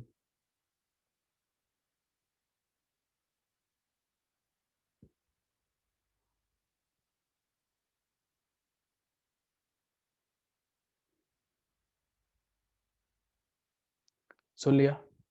ठीक है, सुन लिया? सबने लिख लिया? सबने लिख लिया या नहीं लिख लिया? ये सुनो, डन, चलो, ओके। टेबल बनाना हो आप बना लो, मुझे कोई दिक्कत नहीं है, टेबल आप लिख सकते हैं। हाँ, 2 सेंटेंस मैंने बोले हैं, दोनों सेंटेंस आपको कंप्लीट कर लीजिए। हर्ष, क्या हुआ हर्ष, बोलो। सर हमारा जो रेफरेंस है पी का सर वो 1 है क्या, कि मतलब किसका? पी अगर सर अगर पी ग्रेटर देन 1 होगा तो ए experimental greater than a theoretical, ऐसा है क्या? ऐसा है, वैसे तो ऐसा है, मतलब 1 से बड़ा होना मतलब ऐसा होगा, मतलब मतलब 1 को रेफरेंस लेके चले ना। ले सकते हैं, कोई दिक्कत नहीं, ले सकते हैं इसमें, है ना, कोई दिक्कत नहीं, ले सकते हैं, ठीक है। और बताओ अभय और Shubham. Sir reactive cross section क्या होता है? हाँ, रिएक्टिव क्रॉस सेक्शन नहीं अभी उस पर अपन नहीं जा रहे, क्रॉस सेक्शन वाले फैक्टर पे नहीं जा रहे, है ना, वो जो इसके नीचे जो लिखा है उस पर टेंशन मत लो आप, है ना, ठीक है। सर हाँ बोलो, क्या बोल रहे हो? सर आपने अभी 2 पॉइंट लिखा है ना, पहला p ग्रेटर देन 0 यानी स्टेरिक फैक्टर 0 से बड़ा होगा, और दूसरा में लिखा है नहीं, कि लेस p ग्रेटर देन 0 नहीं बोला है मैंने, p ऐसा नहीं बोला है, मैंने कहा when we have high value of p, तो हाई सर लिखो, रेफरेंस क्या मानेंगे कि किससे हाई या किससे लो? 1 से ले सकते हो आप, 1 से बड़ा 1 से छोटा, ठीक है। Yes sir.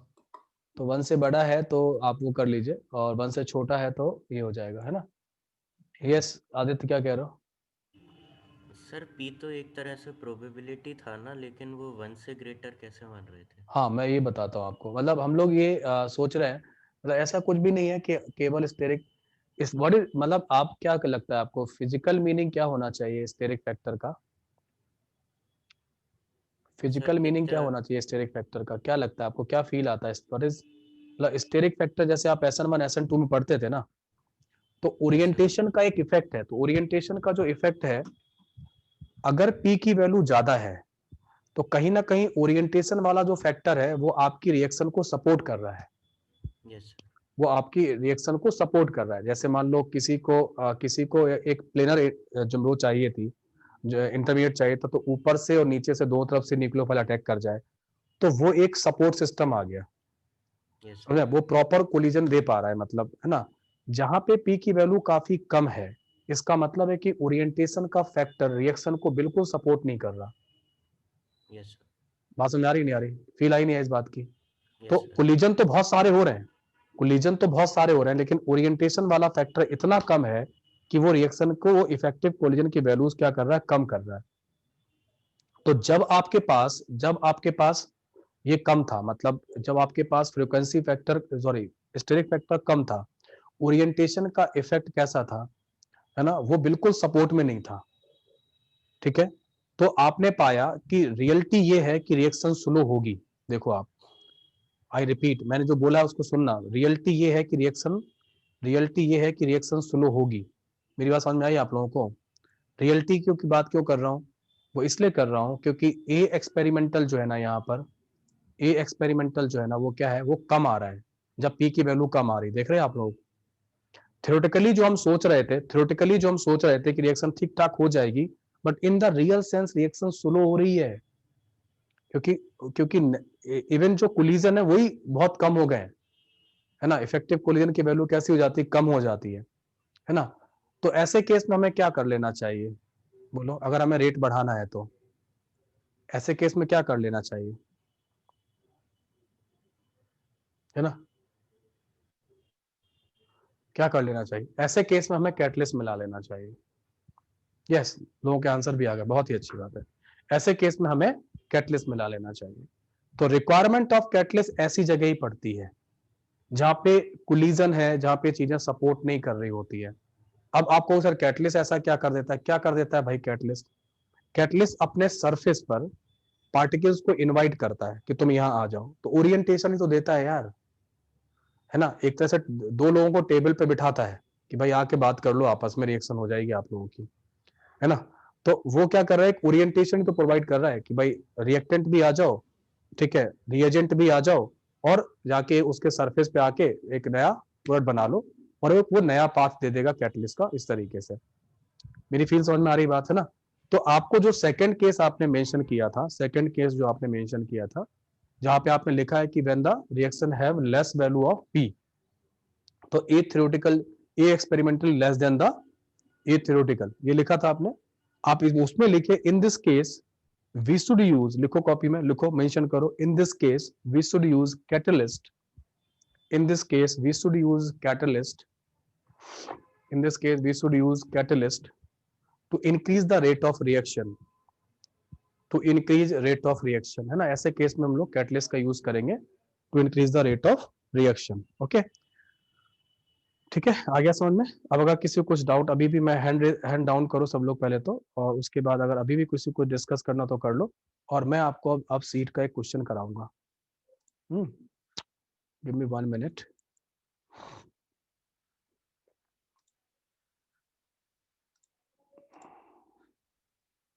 मैं आपको सीट का एक क्वेश्चन कराऊंगा अब, है ना।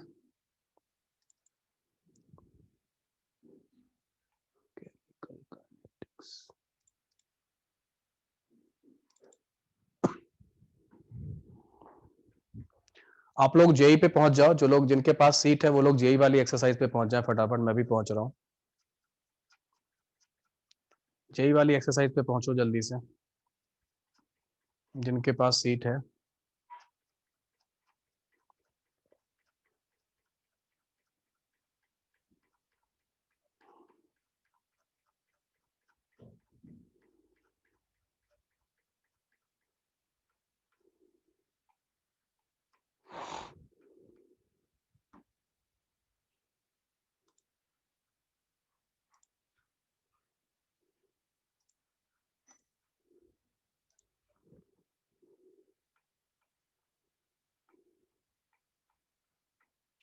ये वो क्वेश्चन है जो मैंने कराया था आपको, ये वाला ग्राफ वाला क्वेश्चन है, 19 नंबर क्वेश्चन है ना। इसका आंसर ए आएगा, 2010 जेई में आया था ना, ये मैंने क्लास में करवा दिया था आपका, ठीक है, ए आंसर आ जाएगा, ठीक है, गुड,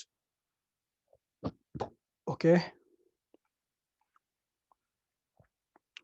ये वाला 25 वाला करिएगा, इक्विलिब्रियम कांस्टेंट, इक्विलिब्रियम वाला जो क्वेश्चन कराया था वो वाला क्वेश्चन यहाँ आ जाएगा, 25 नंबर वाला क्वेश्चन 2015 जेई का क्वेश्चन है, वो कर लीजिएगा, ठीक है। Now our interest is here, और वो है क्वेश्चन नंबर 27 में।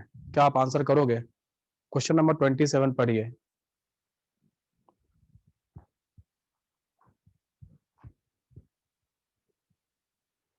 क्वेश्चन नंबर 27 पढ़िए, क्या आ रहा है क्वेश्चन नंबर 27 में, क्या लगता है? एक ए ऑप्शन पढ़िए, a high activation energy usually implies a fast reaction, correct, true और फॉल्स? ट्रू और फॉल्स? फॉल्स है ना। हाई एक्टिवेशन एनर्जी में क्या होगा, रिएक्शन कैसी होगी, कैसी होगी? हाँ, स्लो होगी, रेट नहीं बढ़ेगा, रेट ऑफ रिएक्शन स्लो होगा, फास्ट नहीं होगा, फास्ट नहीं होगा, स्लो होगा, okay. What about B option? What about B option? Rate constant increases with the increasing temperature. This is due to the greater number of collision whose energy exceed the activation energy. The rate constant increases with the increase in temperature. Rate constant जो है ना, temperature बढ़ाने बढ़ जाता है, जैसे due to the greater number of collision whose energy exceeded the activation energy.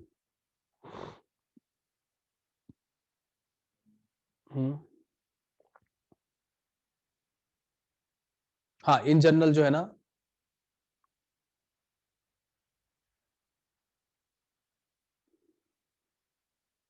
हाँ बिल्कुल, मैं वही पॉजिटिव के लिए बता रहा हूँ, बिल्कुल पॉजिटिव के लिए ट्रू हो जाएगा, है ना, ट्रू होगा, ट्रू हो जाएगा। रेट कांस्टेंट की वैल्यू बढ़ेगी ना, बिल्कुल बढ़ेगी। क्यों बढ़ जाती है रेट कांस्टेंट की वैल्यू? क्योंकि ज्यादा से ज्यादा पार्टिकल क्या होंगे एक्टिवेशन एनर्जी बैरियर को, भाई टेम्परेचर बढ़ाने पे रेट बढ़ेगा, ये कैसे बताओगे? टेम्परेचर बढ़ाने पे रेट बढ़ेगा, ये कैसे बताओगे? हाँ, मैक्सवेल वाला ग्राफ, बिल्कुल सही, बहुत ही अच्छी बात है, बिल्कुल सही देवेश। हाँ, रेट टेम्परेचर बढ़ाने पे रेट बढ़ेगा, ये कैसे समझाओगे? के बढ़ाओगे ना, तभी तो रेट बढ़ा पाओगे। और के कैसे बढ़ेगा? जब ज्यादा पार्टिकल, जो एफ बढ़ेगा, फ्रैक्शन ऑफ पार्टिकल, याद है एफ वाला फैक्टर याद है, एफ बराबर ई की power minus E A by R T, वो चेंज हो जाएगा, है ना, एफ बराबर एफ याद है, F fraction of particle crossing the activation energy barrier, है ना, याद है? ठीक है, गुड। पढ़िए सी ऑप्शन, पढ़िए सी ऑप्शन के बारे में क्या ख्याल है आपका? Higher the magnitude of activation is stronger the temperature dependence of the constant, true और false? Yes it is true. ये क्या, ये कौन सा पार्ट है पता है? सी ऑप्शन में क्या पढ़ा है मैंने आज इसके बारे में? क्या हेडिंग दी थी? सेंसिटिविटी दी थी, है ना? ठीक है, सेंसिटिविटी के बारे में बताया। यस, एक्टिवेशन एनर्जी पॉजिटिव ही चल रही है। What about D? The pre exponential fraction measure of the rate at which the collision occur irrespective of their energy. What D के बारे में क्या ख्याल है? डी के बारे में क्या ख्याल है? हाँ, करेक्ट है। करेक्ट क्यों है? कैपिटल ए किसके बराबर था? आपने जब मैं डेराइव कर रहा था, जब मैं डेरिवेशन कर रहा था, तो कैपिटल ए में कौन कौन से दो फैक्टर आए थे? पी और जेड। यस, और पी और जेड को कहीं भी एनर्जी से मतलब नहीं था, कोलिजन से ही मतलब था। ये तो कोलिजन रेट को बता रहे थे बस, है ना? कोलिजन तो सारे हो जाएंगे, इफेक्टिव कोलिजन कौन से हो जाएंगे, है ना, जो कि एनर्जी बैरियर को क्रॉस करेंगे, वो तो एफ से गवर्न होता था, फ्रैक्शन एफ से मल्टीप्लाई करते थे। ठीक है, ट्रू होना चाहिए। The answer is B C D, I think. देखो आंसर क्या आएगा इसका, बी सी डी। अभी नहीं देखते, देख लो। सही है ना? ठीक है, सही है। सर सी ऑप्शन नहीं समझ में आया। अरे यार, सी ऑप्शन तो आज ही पढ़ा है, किसको नहीं समझ में आया? सी कौन पूछ रहा है? ओम, क्या प्रॉब्लम है? ओम, हैंड रेज करो। देवेश, क्या पूछ रहे हो? मुझको वो आपने बोर्ड पे लिखा है ना, उसमें डाउट था, इसमें डाउट नहीं है। ठीक है, अभी बताते हैं बोर्ड वाला। ओम, तुमको क्या डाउट है? मेरे को सर ये डाउट है, मतलब stronger is the temperature dependence sir, E के ज्यादा होने से कैसे टेम्परेचर का डिपेंडेंस स्ट्रॉन्गर टेम्परेचर डिपेंडेंट मतलब टेम्परेचर का ज्यादा इफेक्ट पड़ेगा यार, सेंसिटिव ज्यादा होगी। अच्छा, मतलब वही चेंज ज्यादा आएगा मतलब तब ना? हाँ हाँ, ज्यादा इमोशनल रिएक्शन होगी। ओके सर, समझ गया। ज्यादा टेम्परेचर के प्रति ज्यादा इमोशनल होगी, रिएक्शन ज्यादा रिस्पॉन्ड करेगी। ठीक, समझ गया, सेंसिटिविटी का मत क्यों कर पढ़ते समझ आ गया, वो भी है। हाँ, वो सेंसिटिव वर्ड ही ऐसा है कि वो समझ में आ गया होगा। ठीक है, कुशल, हाँ बोलो, क्या हुआ? सर ये ई थ्रेशोल्ड को भी कम कर देगा, तो मतलब क्या ये काइनेटिक एनर्जी को बढ़ा देगा क्या? क्या? सर ये कैटलिस्ट होता है, वो ई थ्रेशोल्ड को कम कर देगा। थ्रेशोल्ड को, हाँ थ्रेशोल्ड को भी कम कर देगा, हाँ। सर तो क्या मॉलिक्यूल्स की काइनेटिक एनर्जी बढ़ा देता है क्या रिएक्टेंट्स की? नहीं, kinetic energy temperature dependent quantity है, केवल एनर्जी वही रहेगी। एनर्जी उतनी है जो आपका जो लेवल है वो कम हो जाएगा तो पार कर, मतलब अपन ने क्या किया, टफ लेवल जो है ना उसको नीचे ला दिया, तो आप कोई भी पार कर जाए, ऐसा कुछ है। नया पाथ होता है कम, तो क्या करना, आप ऐसे समझ सकते, कोई चीज को उठा के नीचे नहीं, मतलब जैसे उसको पकड़ के कुछ नीचे नहीं कर देता है, मतलब ये है कि लेस एक्टिवेशन एनर्जी वाला पाथ क्रिएट कर देता है, समझा? कैटलिस्ट क्या करता है, नया पाथ क्रिएट करता है, and that path is having less activation energy, ये होता है। Thank you sir. Okay, what about 28 number question, क्या बोलने वाले हो आप लोग? पहला पढ़िए, the activation energy of the reaction is unaffected by the value of the steric factor, true और फॉल्स?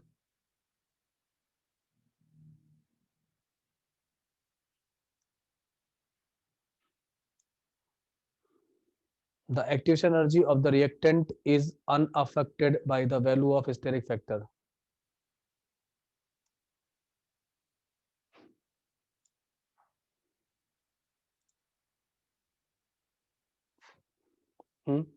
एक्टिवेशन एनर्जी क्या होगा? एक्टिवेशन एनर्जी क्या होना चाहिए? Activation energy I think part of kinetic energy, है ना, काइनेटिक एनर्जी का part होना चाहिए ये। यस और नो, बोलो।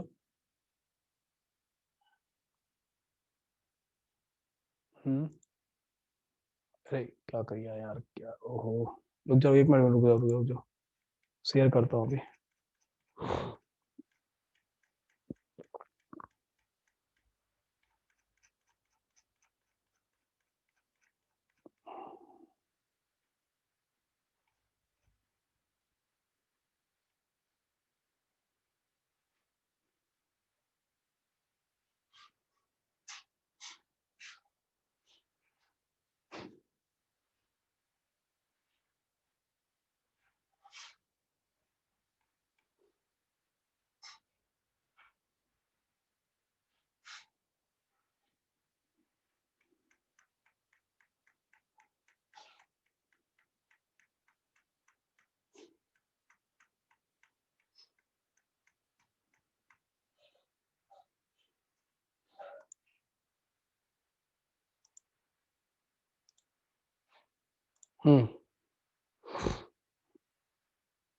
रिकॉर्डिंग बंद हो गई क्या?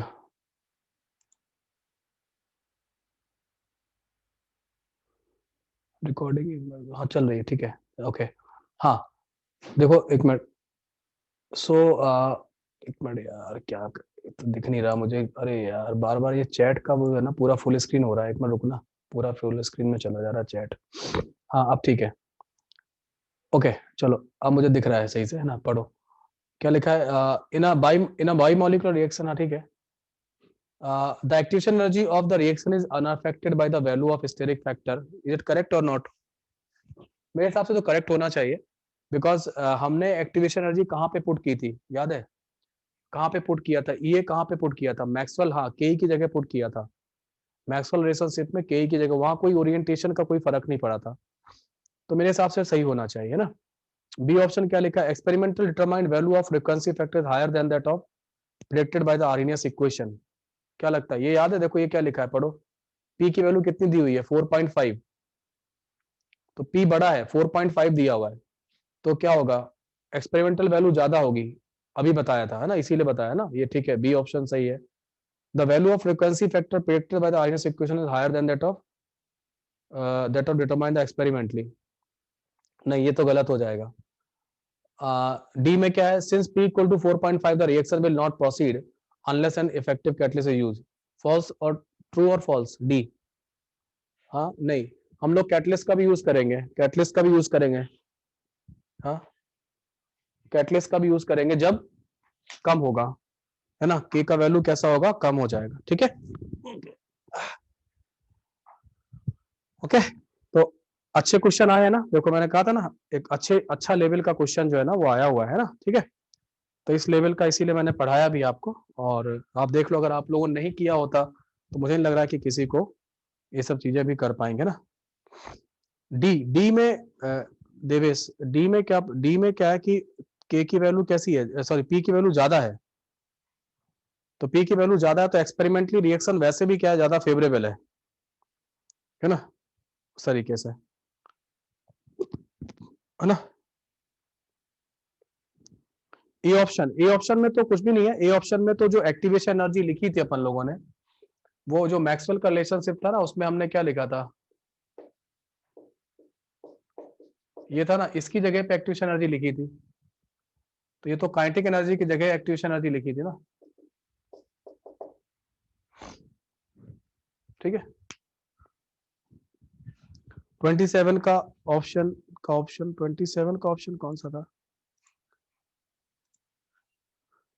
27 का बीसीडी आंसर था ना अपना, कौन सा था, हाँ, और इसका आंसर हो जाएगा ए और बी।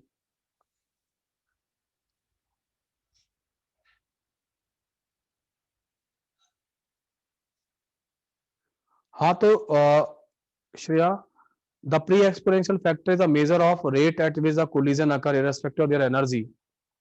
जो ए आया था, कैपिटल ए आया था, कैपिटल ए जो था वो पी और जेड था, यहाँ एनर्जी वाली कोई बात ही नहीं, एनर्जी वाली बात तो यहाँ से आई थी, fraction of molecules having crossing the activation energy barrier, इनके पास सफिशिएंट एनर्जी थी, वो एफ से आया था।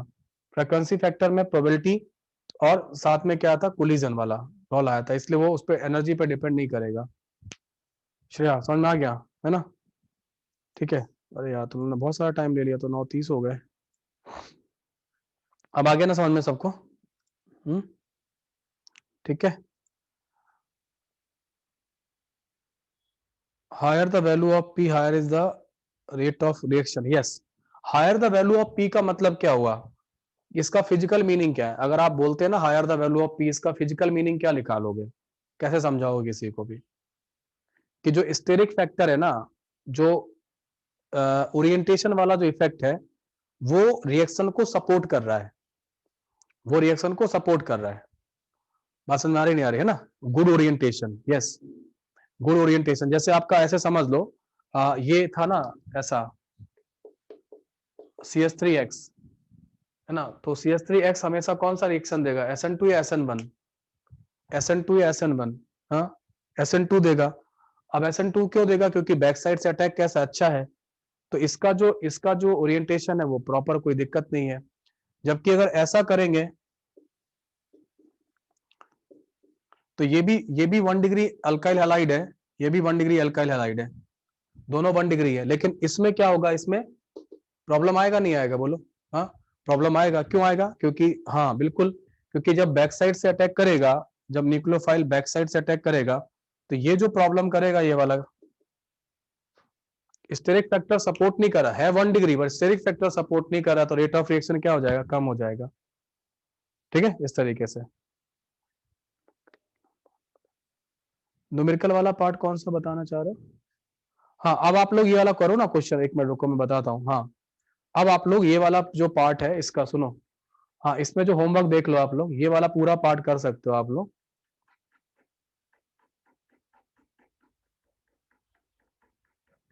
अब जो आर्नियस वाले क्वेश्चंस है ना, उनको आप कर सकते हो आराम से।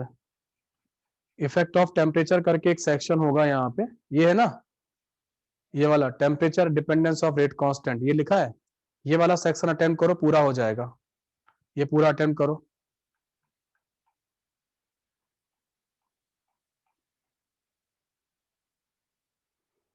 तो सेक्शन जी जो है ना, वो आप करोगे ना, ये वाला सेक्शन जो है ना, एच कैटलिस्ट डिपेंडेंस, ये सब जो है ना, ये सब करो। ये वाला G section temperature dependence of rate constant, इसको करना, टेम्परेचर डिपेंडेंस वाले को करना, आ जाएगा समझ पूरा, है ना? ठीक है, चले चलो भाई यहाँ पे ऑफ करते हैं क्लास, है ना?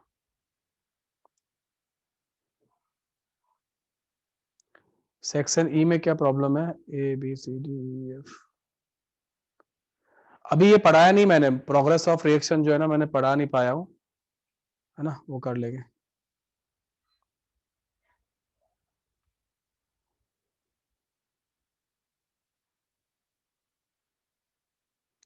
नहीं, स्टेरिक हिंड्रेंस बढ़ेगा, किसी ने पूछा है, मोहित ने, स्टेरिक हिंड्रेंस बढ़ेगा तो पी कम होगा। स्टेरिक हिंड्रेंस बढ़ेगा तो पी कम होगा, ध्यान देना। स्टेरिक हिंड्रेंस बढ़ाने से रेट ऑफ रिएक्शन पे क्या फर्क पड़ेगा? कम होगा ना। स्टेरिक हिंड्रेंस बढ़ाने से रेट ऑफ रिएक्शन कम होगा ना, तो आपको पी को कम करना पड़ेगा। उल्टा पी बढ़ने का मतलब है कि उसने ओरिएंटेशन इफेक्ट को अच्छे से दे दिया, रिएक्शन को ज्यादा रिएक्शन हो जाएगी। प्लीज बी केयरफुल, है ना? ठीक है, स्टेरिक हिंड्रेंस बढ़ने का मतलब है कि उसने क्या किया है। हाँ आपको कैटलिस्ट का यूज करना पड़ेगा। सेल्फ कैटलिस्ट अभी पढ़ लेना, सरफेस केमिस्ट्री में पढ़ लेना।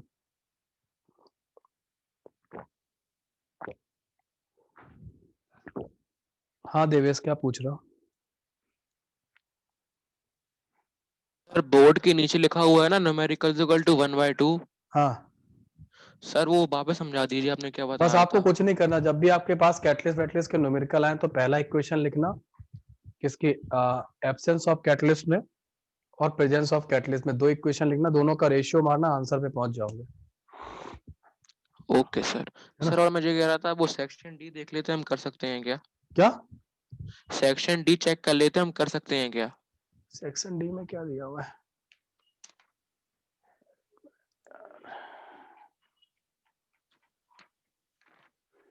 हाँ आप कर सकते हैं सेक्शन डी। ओके थोड़ा सर। बहुत स्टार्ट करो, है ना, फिर एक्सपेरिमेंटल, है ना, कर लो। कुछ हो जाएंगे, कुछ नहीं भी होंगे, लेकिन जितना हो जाए उतना तो कर लो। कुछ हो गए थे, कुछ नहीं हो रहे थे, यही हो रहा था।